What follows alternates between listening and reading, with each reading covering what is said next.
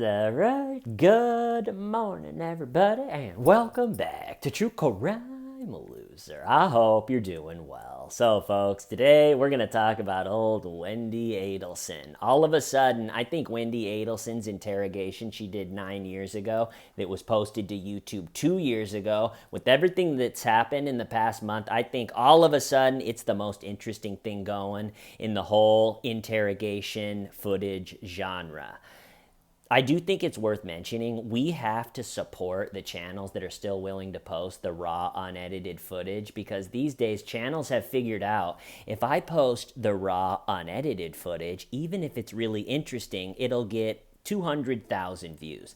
But if I make a Jim Can't Swim inspired video, just as long as it sort of looks and sounds like a Jim Can't Swim video, I'll get 1.7 million views. Hey, look at me. The problem is they're all unwatchable. The interrogation will go for 3 seconds and then stop. At this point, the interrogator would like to gather information from the suspect. In order to do this, the interrogator will use what's called a question. A question is a statement used to elicit information.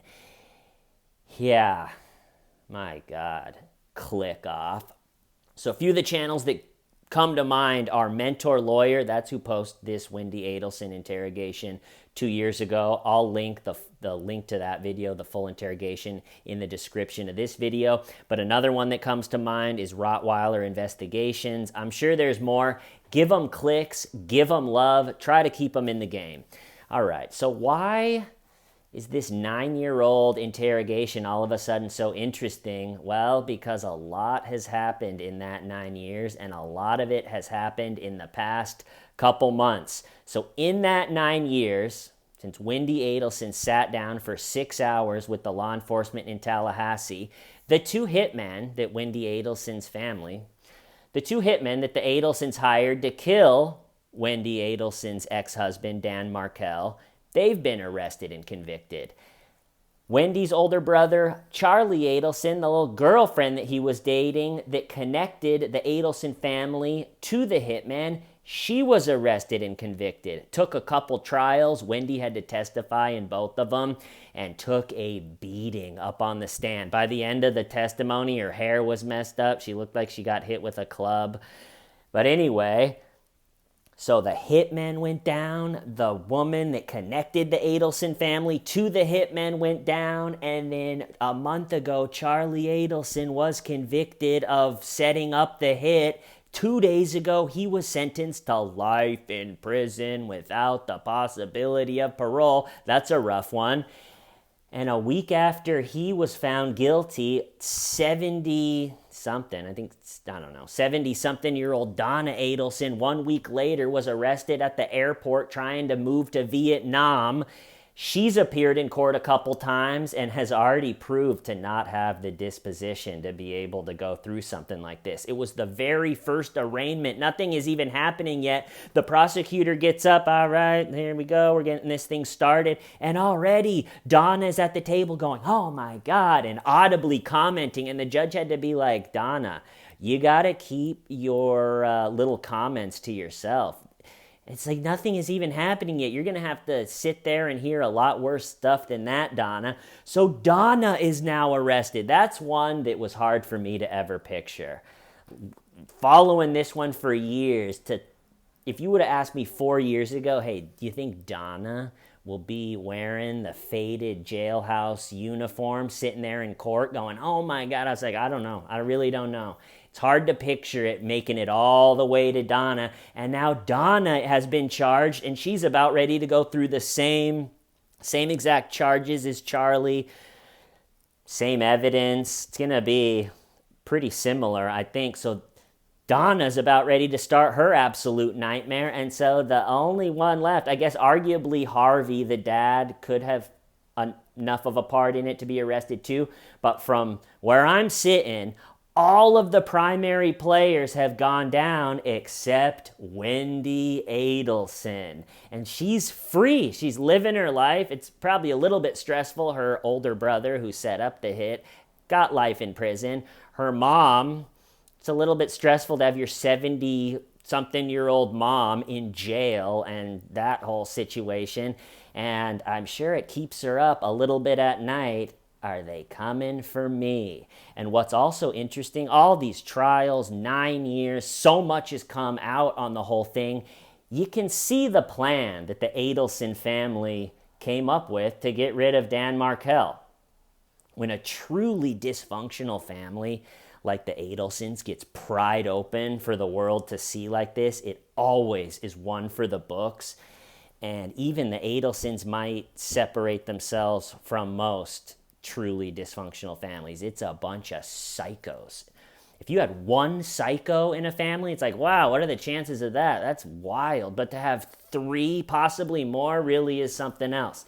And so today, I think this interrogation, the context of the whole thing, everything that the law enforcement have going in their head and everything, all the strategy and goals that Wendy has when she shows up to do the interrogation, all of that context is probably as interesting or more interesting than anything that actually happens during the interrogation. So this episode, we're going to go over the context. We're going to put ourselves in the shoes of the interrogator and also Wendy as they come to sit together in the little white room for 6 hours. What are they both thinking? What are they both trying to accomplish?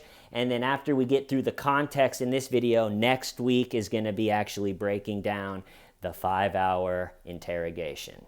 Okay, so let's put ourselves in the shoes of law enforcement in Tallahassee, Florida.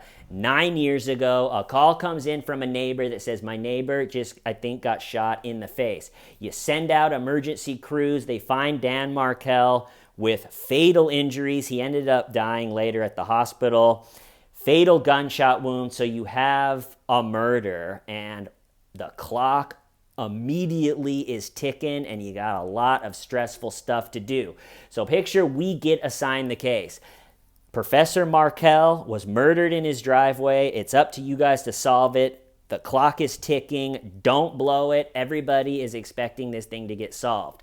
And so the first thing law enforcement has to do is everybody that interacts with Professor Markel on a daily basis, everybody that's ingrained in his life, you gotta immediately get all of the information. It's just procedure. Where were you at that time? All of that information. When was the last time you talked to him? And once you get all of that, then you sit back and look at it and go, okay, that checks out, that person's crossed off. This checks out, that person's crossed off. This checks out, that person's crossed off. You know what? This doesn't feel like it checks out. When I look at it and read it, my BS meter explodes. So you got to just get the whole first part of it. You're not really trying like, is this a suspect? Is that a suspect? It's just, let's get all of the information as fast as possible, electronic information, any cameras that exist out there. Let's talk to everybody before we even pick a suspect. Let's just get all the information. So that being the case, the interrogators, they're not really playing any games. It's so early on in the whole thing. She did her interrogation about 2 hours after Dan was shot. So somehow they located her at a restaurant. She was eating lunch with some friends. It was 1 p.m. Dan was killed around 11 a.m. So a couple hours later, they figure out Wendy is at a restaurant with 2 friends, and they go into the restaurant and say, we need to talk to you down at the station. And she agrees. And that probably, I'm sure Wendy in her head was like, when are they going to come and get me? The whole plan of the Adelsons had to have Wendy accounted for, alibi, cell phone records, everybody. That's the one part of the whole plan is Wendy is going to be a suspect. She's the ex-wife, brutal divorce. They share kids together. They share custody together. If you share custody, they're constantly in contact. So getting Wendy into the interrogation room, and at that point, they're not even sure it's an interrogation. It just could be the ex-wife is helping them get a narrative going. Even the bitter, joyless ex-wife side of things is gold at that point for the investigators because they got absolutely nothing. And then, okay, we got the ex-wife. She's at the restaurant. Bring her down. We can ask her not only all the questions that she needs to answer to get checked off. Where were you? You know, all of that stuff. But also she can help us with questions like, who would do this? Right now that we got your alibi and everything, is there anybody that would do this that would pop up in your mind? And so to answer all those questions, getting the ex-wife in is priceless. So they locate Wendy at the restaurant. They bring her in. The one little game I guess the interrogators could play or could have messed with to try to see like if she already knew didn't happen, because right at the very beginning of the interrogation, the interrogator comes in and she has Wendy has her phone out and she goes, I listened to my voicemail, and it starts a little bit intense moment, and the interrogator goes, well, what did you hear? Because if she knows that Dan was shot and killed, there better be a good reason. How do you know that? If you were just going on with your day innocently, hey ladies, you want to get a little lunch? You wouldn't know about it. But if you do know about it, there better be a good explanation of why you know about it. And so she comes in, she goes, or the interrogator comes in, I listened to my voicemail. He goes, okay, well, what did you hear? And she goes, it's right there. I didn't touch it. And they listen to it together, and it's a family friend or something going, Wendy, I drove past Trescott and there's police tape or something. I heard that there was a shooting. I'm just checking in. And so the one little card that the interrogator could have played with to start slow and to try to pry, does she know this happened already? Even that is immediately taken from the interrogator. And I think after that, and one of the worst, over and over again during the interrogation, Wendy will say things like, I totally understand that I'm a suspect, but I'm not really a suspect. But I get it, I'm a suspect. But come on, I'm not a suspect. And she does this like back and forth thing. It sounds so weird. And the interrogator answers it the 2 or 3 times like, Wendy, you're not a suspect. It's just we would have to do the exact same work and get the exact same information from you, whether you're a suspect or you're not a suspect. We're not thinking about that. He has this like totally exhausted, stressed out tone. Like, Wendy, what are you talking about? We're just getting all the information we would have to get from everybody. No one's even thinking about a suspect at this point except you. You're the only one going on and on and on about whether you're a suspect, and you're understandably a suspect, except definitely not a suspect, except for sure a suspect. You're the only one talking like a lunatic about a suspect, so maybe you are a suspect. They don't call her out on it, but one of the worst, I don't know, just one of the worst ways that she doesn't sound all that great and sounds guilty is just going back and forth saying, I understand I'm a suspect, but come on, I'm not really a suspect. And they don't hop in and go, no, you're not. They just listen to her say it and like, all right, so what's next? The question, and it's actually a polarized debate, is there enough on Wendy to arrest her? The last video I did on the Adelsons, it's called The Adelson Family is Going Down. I was surprised by how polarizing. There was a comment with people that agreed with it saying essentially, you're crazy if you don't think Wendy is next and she's going to be arrested and tried for this. And then there was another comment with people agreeing with it saying the opposite. You're crazy if you think there's enough on Wendy to have her arrested. So let's talk about that. Let's talk about the plan that the Adelson family, they think they're so smart, came up with to get away with murder. And so if you think about it, say we're the Adelsons family, you got to make sure Charlie, who's setting up the hit through Catherine, got to make sure all the electronic, whether you use WhatsApp, obviously he's not going to want to call or text the hitman with his phone. So you got to make sure all of the planning and stuff is either face-to-face, or maybe they did it on the phone or used WhatsApp. But you got to make sure Charlie and Donna not only have an alibi for when the hit happens, but their electronic data has to check out. So the main hard part of the plan, and they knew this, Wendy's a lawyer, she was married to a criminal, law professor, so they're smart enough to know, okay, when Dan is killed, Wendy is going to be looked at under a microscope much more than anyone else immediately. So the big part of the plan, the whole plan really, is to pull it off in a way that once law enforcement starts looking into Wendy, everything passes with flying colors. So she's got to have an alibi. She's got to have cell phone. She's got to be, when they say, can we look at your cell phone? She's got to say, yes, no problem. Hand it over. When they say, can we search your car? She's got to be able to say, yes, no problem. When they say, we're going to come and search your house, she's got to be able to say, yes, no problem. Same with computers, everything. And so just because they knew, all right, she's the ex-wife, horrible divorce, shares kids, that whole thing, they knew she would be a prime suspect immediately. And so everything has to check off. That's why I think a lot of people think that's why she's going to squeak out of it. By the nature of the plan, they made sure, but I'm not so sure, because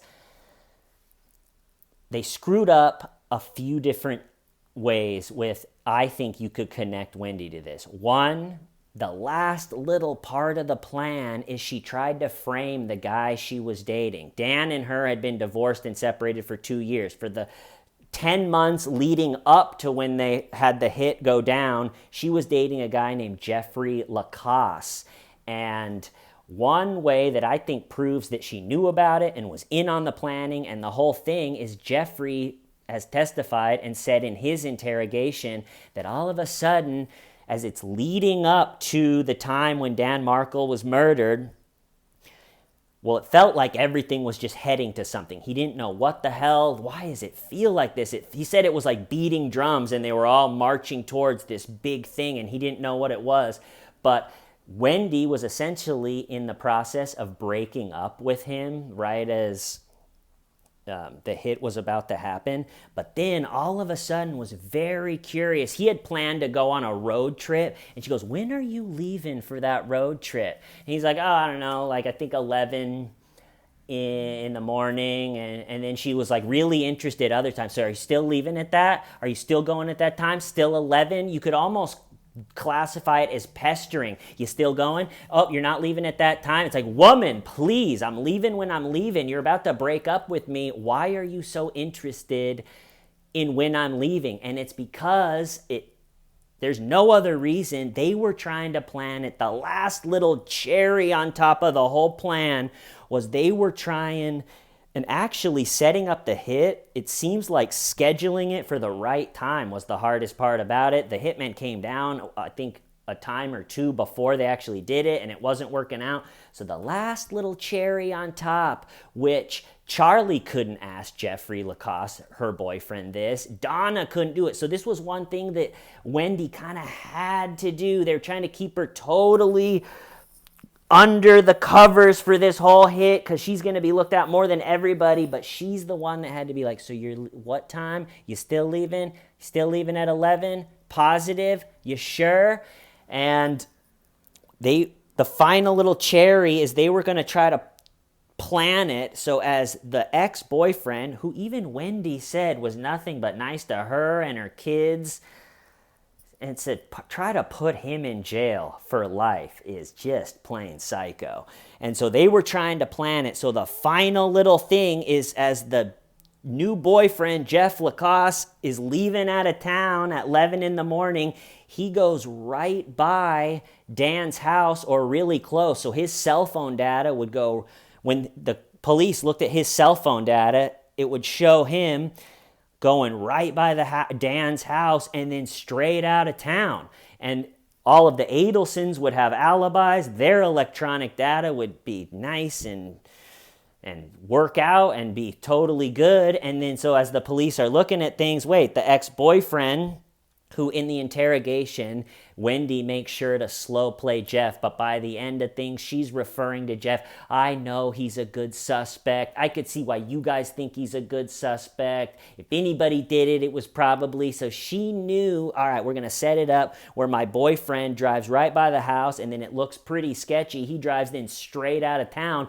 Luckily, Jeff left the night before. So Wendy, if I was prosecuting Wendy, Jeff would be my star witness. I'd get up there, I'd really get into the details of her trying to, so what time are you leaving? Are you sure you're going the same route? It's very suspicious. Let me think of anything else I want to talk about with the plan. Oh yeah. Okay, so a big part, maybe the most important part of pulling this off, if you're the Adelson family and you don't want your entire family going to prison forever, is Wendy has to have a quality alibi. You got to make sure all the electronic records and stuff check out, but without a quality alibi, it's all for nothing. So what was her quality alibi? It wasn't too bad, but what they came up with is she had a broken TV, so let's set up the Best Buy, I don't know if it's Geek Squad or the TV repair guy from Best Buy. Let's set that up that morning that it's going down, so that way Wendy can say, yeah, I was having the TV repair guy come out. I was home. I had to be there. He was there. The Best Buy TV repair guy's records will show when he was there. And I've seen a few people think that Wendy had no idea about the hit and it was just Charlie and the mom and they did it totally behind her back and she just had no idea the whole thing. And this part, I think, proves that totally wrong because, one, I don't think you're going to kill the father of someone's children without checking. Are you sure you want to do this? She might, if they just did it behind her back, she might go, are you kidding me? I didn't like him, but I didn't want you guys to do this. But I think she totally knew about it, and I think what proves it is you wouldn't risk it. She needed to know what was happening, and so you can shift and change on the fly. For example, it would have been best case scenario for the Best Buy TV repair guy to maybe get there at 10 and be there all the way through 11 when it's happening and leave at like 11:45. And then she could totally just say, yeah, I was literally hanging out with the TV repair guy. But the repair guy had said, okay, I'm going to come sometime the way they do between 8 and noon. It's like, okay, well, that's still an alibi. I had to be home. He said he was coming between 8 and noon. So that he actually came around 9, but then quickly realized, no, we're going to buy a new TV instead of fix it. That's where, at that point, they bring up the joke that Charlie has made. She brought that up which I have a theory about this. She goes out of her way, and they all do, to say, yeah, at that point we were joking that Charlie was joking that buying a new TV is cheaper than a Hitman. And I have a theory why they had to try to say it was just a joke. Charlie's making that joke instead of just not bringing up that Charlie made the joke. I don't know. I didn't hear a joke. Why Wendy has to bring that up, brings it up in the interrogation. But anyway, the TV repair guy gets there at 9 and then leaves at 10. Well, the hit isn't happening for another hour. And so Wendy has to fly by the seat of her pants. That's why she had to know what the hell was going on. So Wendy knows, well, I need an alibi, and the TV repair guy just left. And so she has to furiously and constantly get electronic record data through that whole time. So she's working, she's sending texts, she's making calls, she's saving the document, anything that she can do to prove she's home and working. She did, but it comes off the way that, who is that? I can't think of his name. It comes off the way that when you can sense people thought in their head, all right, I'm going to get found guilt or innocent of this murder is make sure my phone records check out. And then when the interrogator is like, all right, well, what happened next? Wendy is like, well, if you look, I saved my project there, and then I sent a text, and you'll see it all on the phone records, and don't worry, it completely checks out. And so she was almost too eager in the interrogation to give her phone records, and just, yeah, you'll see that. I sent an email at that time, so you'll see, don't worry. That, so you could definitely feel that they knew we got to meticulously make sure the phone data all checks out. Okay, and so she's home. The TV repair guy leaves a little early. She's furiously making sure electronic data works out for that crucial time past the hit. And then around 12:15, the plan is for her to leave and run some errands, and then meet the friends for lunch.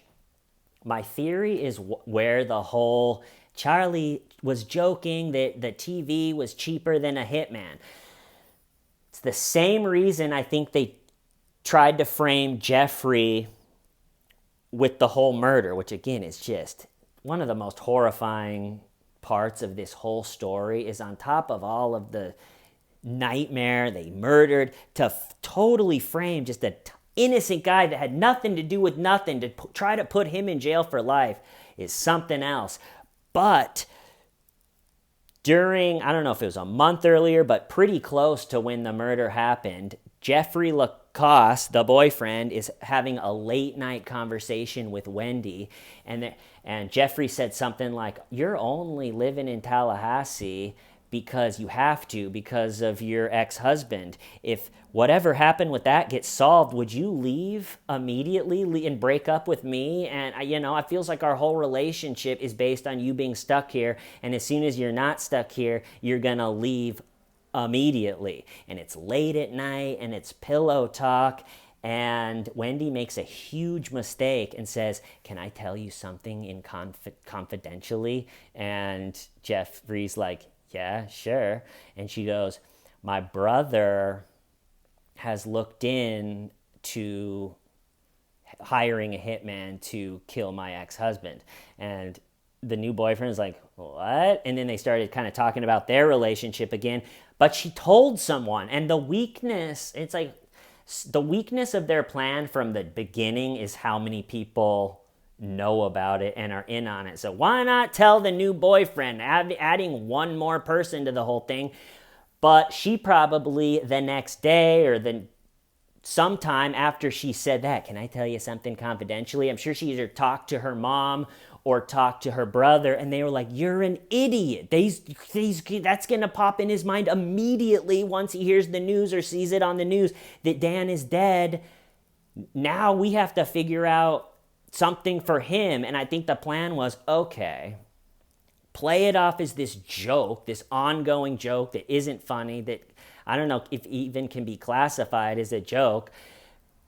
Talk about this ongoing joke that Charlie did, and then so when the ex-boyfriend, Jeffrey, in his interview goes, she said that her brother looked into it, then they can answer that by going, yeah, that's the joke. That's what we were talking about when we said Charlie and the joke, because it just, in Wendy's interrogation, while she's telling the interrogator that, yeah, like my brother joked and I brought that joke up that he's going to kill my husband to the TV repair guy, I'm sitting there thinking, why don't you just not say any of that, Wendy? That would have been a perfect time to just sit there and just, so what do we talk about next?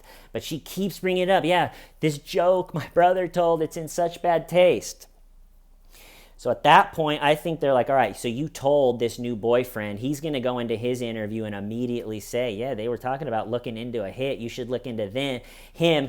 They'll flip it on him and say, no, he's the jealous boyfriend. He's the one that they were trying to make it look like drove right by when it happened, and he's the one that bolted out of town and was right there. So they were trying to tie up the loose ends of Wendy kind of spilling the beans a little bit late at night. And there's one little extra. Oh, yeah, and then another bizarre part, other than Charlie's joke they keep bringing up that it's fun to speculate, is Wendy leaves that morning after furiously sending emails and making calls and making sure it looks like she was home during the hit. Then she leaves, and she drives down the street where the hit happened, or tried to, and it's blocked off with police tape. And so she's looking at it. I don't know why you wouldn't just go the other direction. Maybe she normally goes that direction and she didn't want it to look like she did something different. But she keeps in the interrogation going, and I pulled up and it was blocked off and I thought some trees were down, which isn't really realistic. If you saw the street where you know your kids' father lived and he had custody that day, and even your children's father, if you're not a total psycho and murdering your ex-husband, you're gonna go, I don't want my children's father. What, did something happen? But she just goes, I thought some trees fell. She said, it just sounds absurd after a while. I thought a tree fell. Little tree fall accident. All right, so I'm trying to think, is that... So anyway, she goes then and goes and gets Bullet bourbon. It's hilarious in the interrogation. She goes, yeah, I went and bought Boulet bourbon. It's like, you, moments after your family had your ex-husband murdered, you went and bought some Bullet bourbon. Just say it. And another little funny thing is she's buying the bourbon for a stock the bar party she's going that night, but for whatever reason she refuses to say stock the bar. She's like, yeah, I'm going to a stock the shelf or fill the space, or it's like, that's not incriminating to say bar, but she's going, I don't ever drink really. They told me what to get. It's for a fill the space party. And everyone is like, do you mean a stock the bar party? And she's like, yeah, sorry, I'm just clueless about all that stuff. That's kind of a funny moment. So anyway, she's at her house, then she runs the errands, and then she's meeting two friends at lunch. That's when they go and find her, bring her down to the station, and it's a 5-hour trying to figure out what happened. A lot of pretty funny stuff happens, but we're going to get into that next week. I love you all. See you next time on True Crime Loser. Why Stiven? Why Shamita?